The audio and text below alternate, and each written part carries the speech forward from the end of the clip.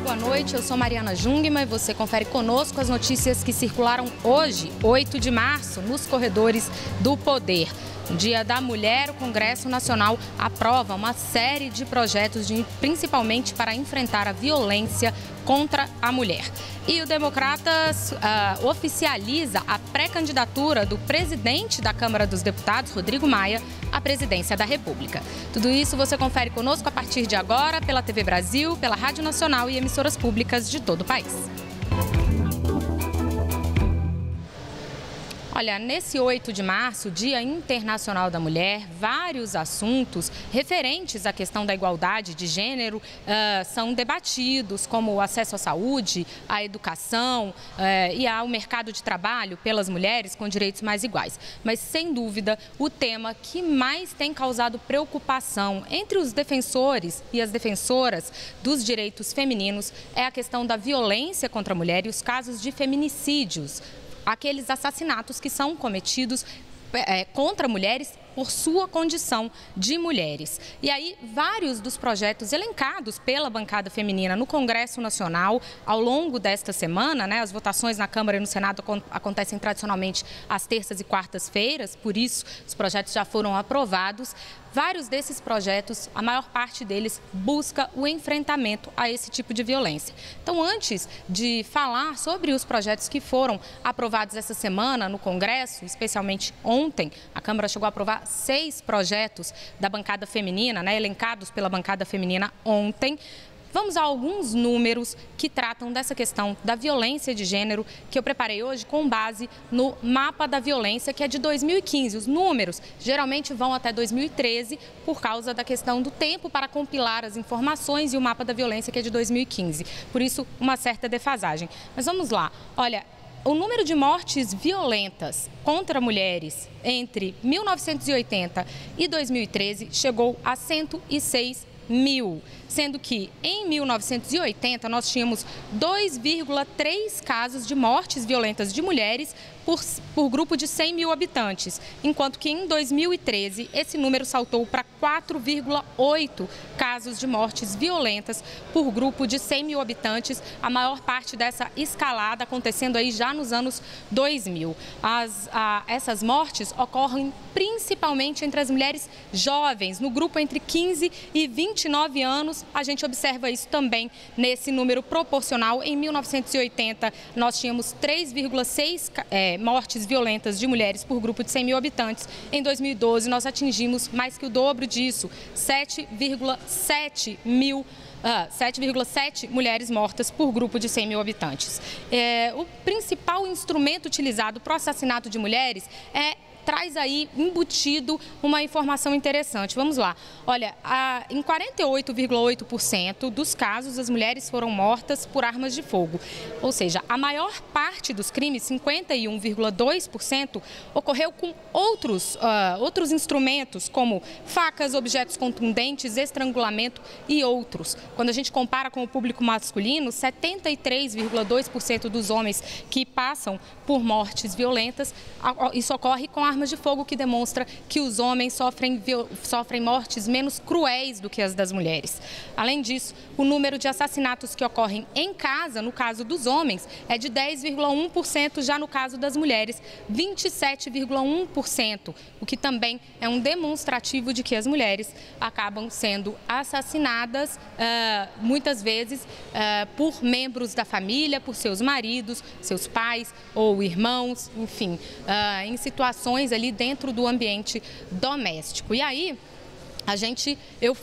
entra então nessa questão da pauta da Câmara dos Deputados. Ontem, dos 6 projetos que foram aprovados na Câmara, 3 têm a ver com essa questão do enfrentamento da violência contra a mulher. Um deles atualiza a legislação de crimes sexuais para aumentar as penas de estupro e proibir a divulgação e incitação a esse tipo de crime e também permitir a punição de assédios ocorridos em transporte público. E aí a gente não tem como não lembrar aquele caso que ocorreu em que um homem se masturbou dentro do transporte público, atingindo uma mulher, e aí houve todo um debate em torno desse tipo de assédio especificamente contra mulheres. Quem é mulher sabe muito bem que esse tipo de coisa ocorre com uma frequência muito grande.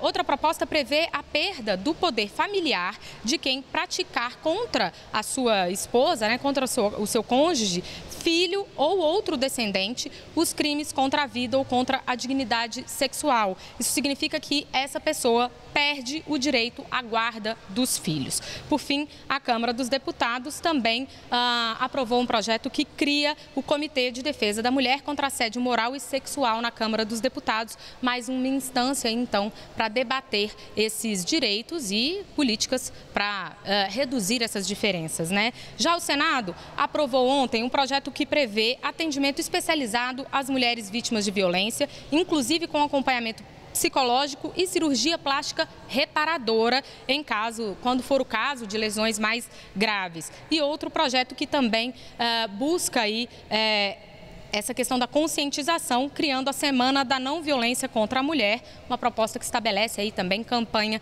de conscientização. Lembrando que essa semana também houve aquela aprovação de uma proposta que prevê como crime o não cumprimento das medidas protetivas previstas na Lei Maria da Penha. Então, Congresso Nacional aí uma semana tentando fazer esse enfrentamento à violência contra a mulher, tentando dar respostas. Lembrando que as mortes violentas de mulheres aumentaram a partir dos anos 2000. Bom, vamos seguir no nosso noticiário, ainda falando desse Dia Internacional da Mulher, mas agora com Daniele Popov, que foi quem acompanhou hoje a agenda do presidente da República, e ele, claro, falou sobre esse tema, né, Dani? Boa noite. Oi, Mariana, verdade. O presidente Michel Temer defendeu hoje o cumprimento da Constituição para garantir a igualdade entre homens e mulheres. Ao lado da primeira-dama Marcela Temer, o presidente participou de um evento de homenagem às servidoras do Palácio do Planalto pelo Dia da Mulher. Ao falar para as servidoras, Temer criticou a diferença salarial entre homens e mulheres e afirmou que apoia o movimento comandado pela Secretaria Especial de Políticas para as Mulheres com o objetivo de mudar essa realidade. A Constituição Federal diz que homens e mulheres são iguais em direitos e deveres. Aliás, é uma modificação dos textos anteriores, que simplesmente dizia todos são iguais perante a lei. Mas o movimento encabeçado pela Fátima e por todos, né, e todas, deveria empunhar essa bandeira. Invoca o texto constitucional e diz, olha, tem apoio do presidente da República e nós queremos o cumprimento do texto constitucional. Acho que esta é uma mobilização muito boa para as mulheres do Brasil. A ministra-chefe da Advocacia Geral da União, Grace Mendonça, também participou desse evento. Ao ser questionada sobre o fato de ser a única mulher no comando de ministérios do atual governo, Grace Mendonça argumentou que as mulheres ainda estão em um processo de ocupação de seus espaços. E falando em Grace Mendonça, ela foi entrevistada esta semana do programa Conversa com Rosiane Kennedy, aqui da TV Brasil.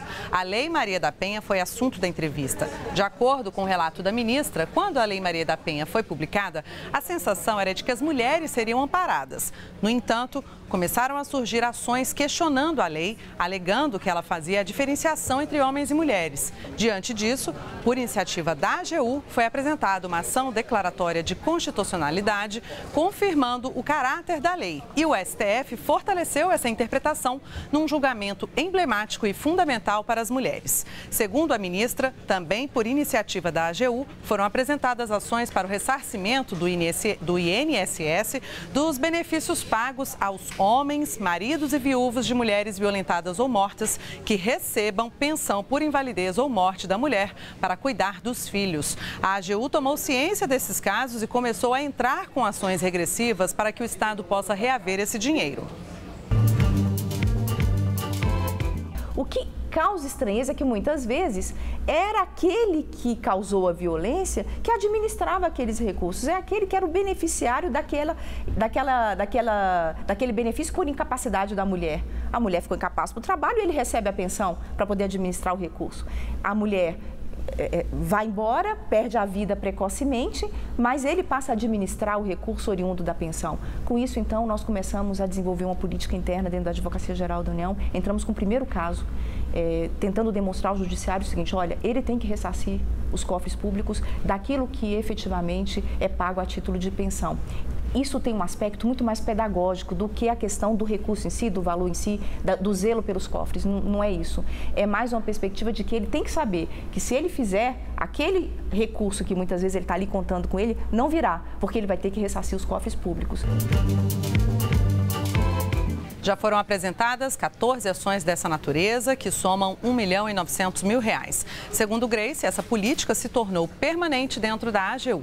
Ela também destacou que os postos de trabalho de destaque, cargos de chefia, como o que ela ocupa, devem ser ocupados por mérito, independentemente de gênero. Ela também revelou que já enfrentou e que toda mulher enfrenta preconceito. Bom, ainda sobre o Dia Internacional da Mulher, a gente tem mais informações com a Vanessa Casalino, lá da TV Brasil de São Paulo, porque hoje teve um caso lamentável no aeroporto, né, Vanessa? Boa noite. Oi, Dani, boa noite para você, boa noite a todos. Exatamente, às vésperas do Dia Internacional da Mulher, uma agente de tráfego da American Airlines foi agredida por um piloto da companhia no aeroporto de Cumbica, em Guarulhos. Isso foi na noite de quarta-feira. A mulher foi agredida depois de um desentendimento entre os dois no túnel que serve de acesso ao avião e no momento em que a aeronave era preparada para receber os passageiros. O piloto teria empurrado a colega e depois a pego pelo pescoço. Ele é norte-americano, foi detido e teve o passaporte apreendido pela Polícia Federal. O voo seguiria para Miami e foi cancelado por causa disso. Os 240 passageiros prejudicados estão sendo acomodados em outras aeronaves ao longo do dia, de acordo com a American Airlines. A companhia disse ainda que não comenta assuntos relacionados a seus funcionários. O piloto foi liberado ainda na madrugada, depois de assinar um termo circunstanciado. Ele vai responder aqui no Brasil por ofensa à integridade corporal ou à saúde de outra pessoa. Voltamos a Brasília. Não dá nem para dizer o absurdo de um caso como esse, né, Vanessa? Obrigada. Vamos continuar falando sobre esse tema com o Maurício de Almeida, lá no Rio de Janeiro. Maurício, a pretensão aí no Rio é de se criar um programa voltado para as vítimas de estupro, né? Boa noite. Olá, Mariana, boa noite. Antes de mais nada, parabéns para você pelo dia de hoje e para todas as outras mulheres que colocam diariamente Corredores do Poder no ar. Agora, em relação a esse projeto, hoje foi aprovado em primeira discussão o projeto na Assembleia aqui do Rio de Janeiro. Falta ainda a segunda discussão, mas já existe um consenso no Colégio de Líderes para que o projeto seja aprovado e sancionado pelo governador Luiz Fernando Pezão. É um programa para apoiar as vítimas de estupro. Ele vai oferecer apoio psicológico nas delegacias especiais de atendimento à mulher e também ajudar na produção de provas periciais que são fundamentais para condenar os acusados, já que foi realizado um levantamento e muitas vezes os acusados de estupro são inocentados devido à falta de provas. Com esse projeto, o objetivo é criar provas mais robustas para evitar que um acusado de estupro acabe sendo inocentado. Mariana.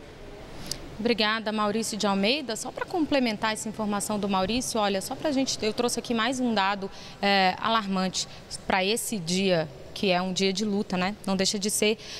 Segundo dados da Secretaria da Mulher da Câmara dos Deputados, aconteceram mais de 400 notícias sobre estupros coletivos no Brasil em apenas 2 anos, entre 2015 e 2017. Esses dados foram compilados com base em notícias de jornal, então em clippings, ou seja, podem estar aí subnotificados ainda. Bom, vamos saber como o Dia Internacional da Mulher repercutiu no mundo. Carolina Pimentel traz as informações para a gente. Boa noite.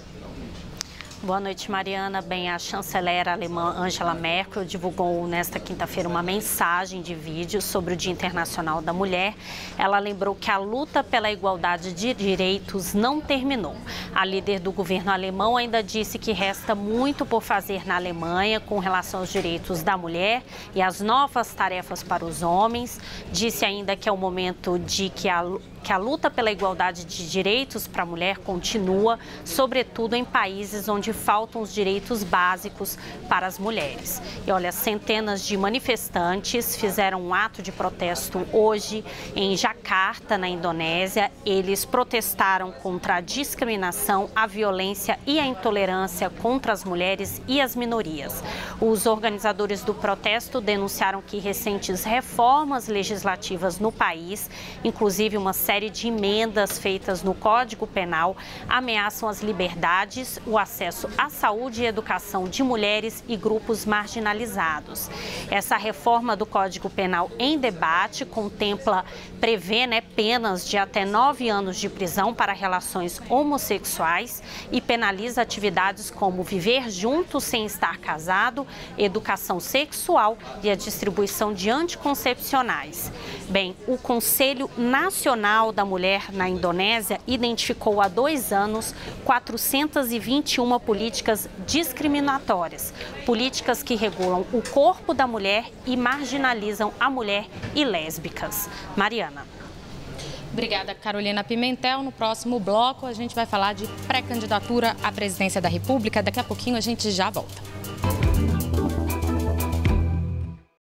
Olá, eu sou Mariana Jungmann e nós estamos de volta com as notícias que circularam hoje nos corredores do poder. No primeiro bloco você viu aqui como o Congresso Nacional aprovou projetos para o enfrentamento à violência contra a mulher e como esse tema repercutiu no Brasil e no mundo. Agora a gente passa para a pauta política e já eleitoral, né? Afinal de contas, estamos em 2018 e os pré-candidatos já vão ali sendo oficializados pelos partidos. Hoje, mais cedo, foi a vez do Democratas oficializar a pré-candidatura do presidente da Câmara dos Deputados, Rodrigo Maia. Ele fez um discurso durante a convenção do partido hoje, defendeu a aprovação da reforma da Previdência como forma de enfrentamento ali das diferenças entre ricos e pobres no Brasil. Disse que, para ele, essa é uma forma de fazer justiça social, né? A questão da reforma da Previdência, mas também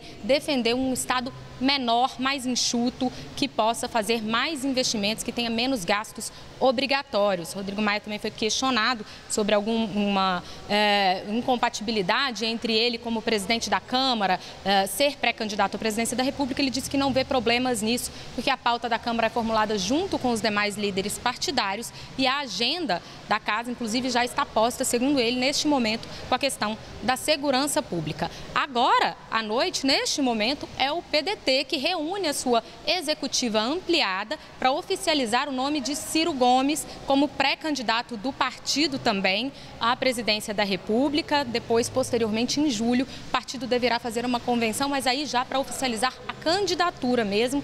Em julho é quando ocorrem, inclusive, as convenções de todos os partidos, mas neste momento a Executiva Nacional já oficializando Ciro Gomes como pré-candidato do PDT. Quem também já está oficializada como pré-candidata é Manuela Dávila, pelo PCdoB, desde novembro do ano passado, em congresso do PCdoB. Manuela Dávila, que tem, inclusive, propostas diversas, né, em sentido oposto das do candidato do Democratas. Ela é contra reformas como a da Previdência, por achar que isso retira direitos e é contra também essa redução, esse enxugamento do Estado. Bom, vamos seguir no nosso noticiário falando com a Agência Brasil. Carolina Pimentel, o presidente Michel Temer enviou hoje uma carta à Procuradora-Geral da República, né?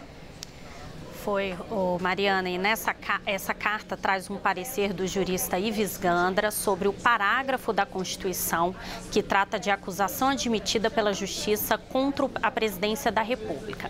O parágrafo diz que o presidente da República, na vigência do seu mandato, não pode ser responsabilizado por atos estranhos ao exercício de suas funções. Essa iniciativa do presidente Michel Temer ocorre depois dele ter sido incluído pelo ministro do Supremo, Edson Fachin, Faquin no inquérito da Lava Jato, que investiga um suposto favorecimento da Odebrecht entre os anos de 2013 e 2015. Na carta, o jurista Ives Gandra defende que o presidente deve responder somente por atos que estejam relacionados com o exercício do mandato. Ele afirma ainda que não restam dúvidas de que a suposta prática de infrações ocorridas em 2014 são anteriores ao mandato de Michel Temer. Já o presidente Michel Temer diz na carta que encaminhou esse parecer do jurista à Procuradora-Geral da República, Raquel Dodge, por mero interesse acadêmico, devido ao seu vício intelectual de discutir os grandes temas do direito constitucional. Mariana. Obrigada, Carolina Pimentel. Vamos ao Rio de Janeiro. Maurício de Almeida, você traz para a gente as informações atualizadas sobre a situação aí no Rio, com toda essa questão da intervenção e da garantia da lei e da ordem. Quais são as novidades de hoje?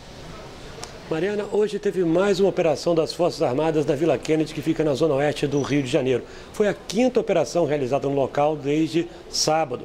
Hoje, 900 militares, com apoio da Polícia Civil, cumpriram mandados de busca e apreensão e também de prisão e desbloquearam ruas onde existiam barreiras montadas pelo tráfico de drogas. O interventor, general Braga Neto, já disse que pretende utilizar a Vila Kennedy como modelo para a intervenção que vai acontecer em outras comunidades do Rio de Janeiro, levando segurança e também ações sociais para essas comunidades. E hoje o general Braga Neto se reuniu com o juiz Marcelo Bretas, da Justiça Federal aqui no Rio de Janeiro. O interventor pediu para a Justiça liberar verbas que estão sendo apreendidas na Operação Lava Jato para a segurança. Essas verbas são bloqueadas, dinheiro da corrupção, que é recuperado nas ações do Ministério Público. O general Braga Neto quer utilizar esse dinheiro para comprar viaturas, comprar também outros equipamentos para as polícias e também colocar em dia os salários e as gratificações das polícias civil e militar. Na reunião ficou acertado o seguinte: o general vai encaminhar para a Justiça um pedido detalhado onde ele vai utilizar essa verba. Em seguida, o juiz Marcelo Bretas vai fazer a liberação. Segundo o porta-voz do Comando Militar do Leste, essa liberação deve acontecer em breve. E falando em bens bloqueados, hoje a Justiça mandou bloquear 4 milhões de reais de Jorge Pisciani, que é o presidente afastado da Assembleia Legislativa do Rio de Janeiro e que está preso. Dinheiro que, segundo a Justiça, foi conseguido com corrupção. Também foram bloqueados 2 milhões e 200 mil reais de Felipe Pisciani, que é filho de Jorge Pisciani. Em breve, esses recursos poderão, inclusive, serem utilizados para garantir a segurança aqui no Rio de Janeiro. Mariana. Agora, Maurício, hoje também foi dia de operação aí no Rio em relação a contrabando, né? Isso mesmo, Mariana. Teve uma operação da Polícia Federal que prendeu 4 pessoas ligadas a essa quadrilha de contrabando. Nessa quadrilha, 3 desses presos são funcionários da Receita Federal. A quadrilha agia da seguinte forma: os funcionários da Receita recebiam uma foto do contrabandista que estava chegando no país. Esse contrabandista passava livremente sem ser revistado. Em troca, pagava para a Receita, para os funcionários da Receita, $1.000 por mala e $400 por mochila. Normalmente eram viagens que vinham de Miami e os contrabandistas traziam muitos produtos eletrônicos, principalmente aparelhos de celulares de última geração. Mariana. Obrigada, Maurício de Almeida. Vamos agora a algumas informações relativas ao Poder Judiciário. Jéssica Gonçalves, o ministro da Segurança Pública, pediu que o Supremo Tribunal Federal se pronuncie sobre a questão do porte, da quantidade do porte legal de maconha. Teve decisão do TSE também. Conta mais pra gente. Oi, Mariana, boa noite. Pois é, o ministro da Segurança Pública, Raul Jungmann, foi ao STF hoje e pediu à presidente do Supremo, ministra Carmen Lúcia, para que a corte julgue o mais rápido possível o processo sobre a descriminalização do consumo de drogas. O ministro da Segurança acredita que a lei precisa estabelecer qual a quantidade de droga pode definir se o portador é o usuário ou traficante. Jungmann argumenta que o Estado não deve prender usuários de drogas. E o plenário do Tribunal Superior Eleitoral revogou por unanimidade 2 artigos de uma resolução que restringia a abrangência de perguntas em pesquisas eleitorais. Esses parágrafos proibiam perguntas não relacionadas à eleição nas pesquisas de opinião pública. Os ministros entenderam que isso empobrecia o entendimento sobre a dinâmica eleitoral, já que ficariam prejudicadas as perguntas sobre o contexto social que influencia a intenção de voto. Mariana. Obrigada, Jéssica Gonçalves. Vamos então para mais uma série de notícias da Agência Brasil. Carolina Pimentel. Vamos lá, Mariana. Bem, olha, por unanimidade, o Supremo Tribunal Federal decidiu hoje que novas eleições podem ser convocadas quando um político eleito tiver o mandato cassado pelo Tribunal Superior Eleitoral.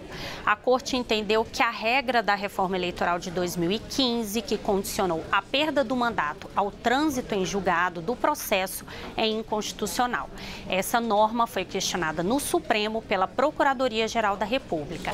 E caso essa regra fosse mantida, acabaria permitindo o atraso do cumprimento da decisão que determina a cassação do político, que poderia permanecer no cargo, até que um eventual recurso contra a decisão fosse julgado pelo Supremo, que é a última instância da Justiça. E olha, o ministro Edson Fachin, relator da Operação Lava Jato no Supremo Tribunal Federal, mandou descer para a Justiça Federal, no Distrito Federal, a denúncia por participação em organização criminosa feita pelo Ministério Público Federal contra os ex-presidentes Luiz Inácio Lula da Silva e Dilma Rousseff e outros integrantes do PT.